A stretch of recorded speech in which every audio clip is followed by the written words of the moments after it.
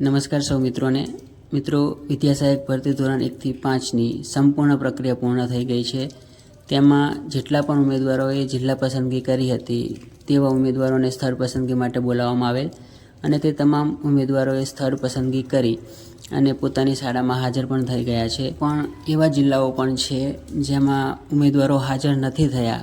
તો આ હાજર નથી થયા એવા ઉમેદવારોની સીટો છે એ વેઇટિંગ રાઉન્ડથી ભરાશે. તો આજના વિડીયોની અંદર આપણે કયા જિલ્લામાં કેટલા ઉમેદવારો ગેરહાજર રહ્યા છે અને વેઇટિંગ રાઉન્ડ કઈ રીતે આવશે તેની સંપૂર્ણ માહિતી મેળવીશું.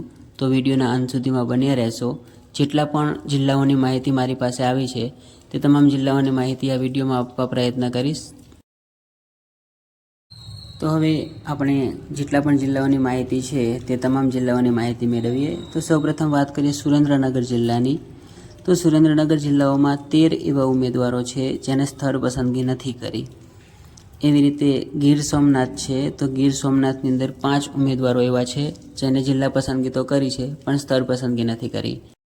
એવી જ રીતે બનાસકાંઠા જિલ્લો છે. તો બનાસકાંઠા જિલ્લામાં 20 એવા ઉમેદવારો છે જેને સ્થળ પસંદગી નથી કરી.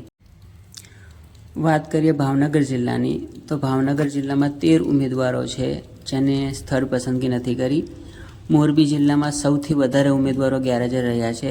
મોરબી જિલ્લામાં સૌથી વધારે 43 ઉમેદવારો છે જેને પોતાની સ્થળ પસંદગી નથી કરી. એવી જ રીતે અમરેલી જિલ્લામાં 41 ઉમેદવારો છે જે ઉમેદવારોએ પોતાની સ્થળ પસંદગી નથી કરી. આમ મોરબી અને અમરેલીમાં સૌથી વધારે ઉમેદવારો ગેરહાજર જોવા મળેલ છે.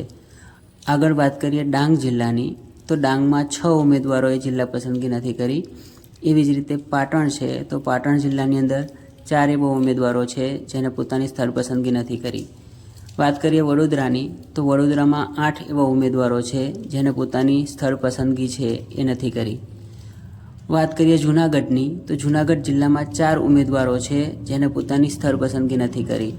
છોટાઉદેપુર. તો છોટાઉદેપુરમાં 43 ઉમેદવારો છે જેને પોતાની સ્થળ પસંદગી નથી કરી.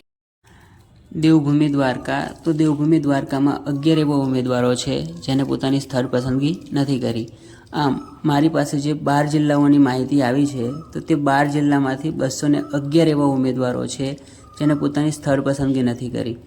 તો આ તો હતી ફક્ત 12 જિલ્લાઓની માહિતી, પણ આના સિવાય પણ હજુ એવા જિલ્લાઓ હશે જેની માહિતી મારી પાસે નથી આવી પણ એ જિલ્લામાં ગેરહાજર રહ્યા હશે. તો એ તમામ સીટો છે એ હવે વેઇટિંગ રાઉન્ડથી ભરાશે. હવે 211 ઉમેદવારો ગેરહાજર રહ્યા છે તો શું સામે 211 ઉમેદવારોને નોકરી મળશે ખરી? આ બધાને પ્રશ્ન હોય. તો એવું નથી. જો 211 ઉમેદવારોમાંથી કોઈ જનરલના દાવેદાર હશે તો 1 થી 5ની જે જગ્યાઓ ભરાણી છે તેમાં જનરલના દાવેદાર ઓછા નીકળ્યા છે. તો જે જનરલની સીટો હશે એ વેઇટિંગથી નહીં ભરાય. પણ જેટલી પણ કેટેગરીના ઉમેદવારો ગેરહાજર રહ્યા છે અને જે સ્થળ પસંદગી નથી કરી એટલી સીટો છે એ વેઇટિંગ રાઉન્ડમાં આવશે. તો વેઇટિંગ રાઉન્ડ છે એ ફક્ત કેટેગરીનો આવશે, જનરલનો નહીં આવે. એનું કારણ એ જ છે કે જેટલા પણ જનરલના ઉમેદવારો હતા તે તમામને આ 1 થી 5ની જે 5000ની ભરતી સામાન્યમાં થઈ છે તેમાં તમામને જિલ્લા પસંદગી અને સ્થળ પસંદગી મળી છે. જો એવા ઉમેદવારો હશે કે જે જનરલમાં લઈ અને પછી સ્થળ પસંદગી નથી કરી તો એ જગ્યાઓ પણ હજુ ખાલી જ રહેશે. તો જેટલા પણ કેટેગરીના ઉમેદવારો છે એમને જે કેટેગરીના ઉમેદવારો ગેરહાજર રહ્યા હશે એના જે સીટો ખાલી રહી છે એ પર વેઇટિંગ રાઉન્ડથી એ જગ્યાઓ ભરાશે. આશા રાખું છું કે મારો આજનો આ વિડીયો આપ સૌને ગમ્યો હશે. જો વિડીયો સારો લાગ્યો હોય તો વિડીયોને લાઇક કરશો, શેર કરશો અને ચેનલ નવી છે તો સબસ્ક્રાઈબ કરશો. મિત્રો, જે ઉમેદવારો 6 થી 8ના છે તેઓ માટે ઘણા ઉપયોગી વિડીયો છે એ આ ચેનલ ઉપર ઉપલબ્ધ છે.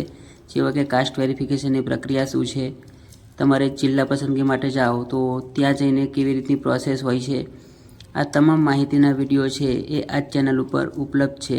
તો જે 6 થી 8ના વિદ્યા સહાયકના ઉમેદવારો છે તેઓ આ ચેનલ પર જઈ અને એ વિડીયો જોઈ લેશો તો તમારે જિલ્લામાં જઈ અને શું પ્રક્રિયા કરવાની છે તે તમામ માહિતી આપણને વિડીયોના માધ્યમથી મળી રહેશે.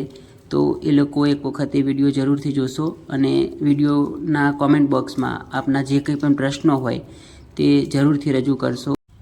એ સવાલોના તમામ જવાબ આપવાના આપણે પૂરતા પ્રયત્નો કરીશું. તો ફરીથી કહું છું કે ચેનલને લાઇક કરશો, શેર કરશો અને તમામ જે ઉમેદવારો છે એ પછી વેઇટિંગ રાઉન્ડના ધોરણ 1 થી 5ના ઉમેદવારો હોય કે પછી 6 થી 8ના ઉમેદવારો હોય, તમામ સુધી આ વિડીયોને પહોંચાડશો. આભાર.